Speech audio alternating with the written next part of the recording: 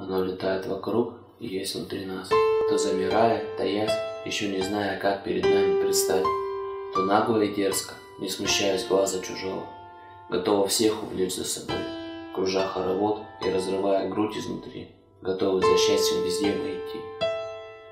Один вопрос имеет массу ответов. Счастье каждого сваживается из желаемых идеалов и существующей действительности. Это что-то нечто глобальное, большое и долгое. Мы погружаемся в процесс и так удаляемся от того, к чему шли, что изначальный идеал может стать подменой, фальшивкой, если можно так сказать.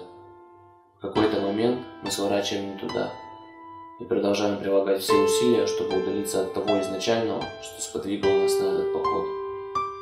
Не стоит торопиться и не нужно никуда бежать. Каждый успеет все, что он должен успеть.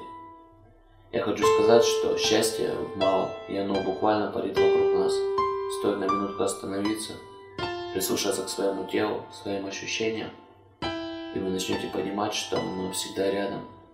Расслабьтесь и не спешите. Для начала я хочу убедиться, что вы помните, как выглядит счастье, и мы одинаковое чувство мы представляем. Для меня счастье – это любовь одного человека.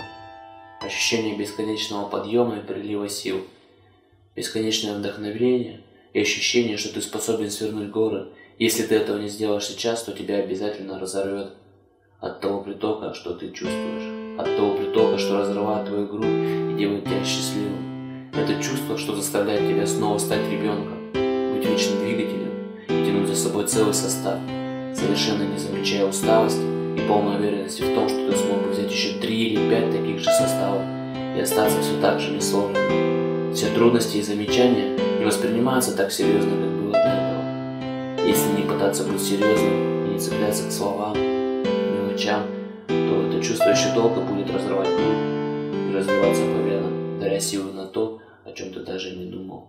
А вот еще, за что вы любите утро? А многие ли из вас любят утро? Всегда свежий воздух, прохожие, как одинокие корабли, плывут в своей гавани. Да я про то самое утро, что еще все почти спят, и лишь вас, может быть ваших друзей, что рядом сейчас, восторгает этот праздник тишины и смирения, одиночества, но такого приятного, что поднимается настроение. Потихоньку улицы наполняются, а вы запомните это ощущение и держите его ближе к сердцу, чтобы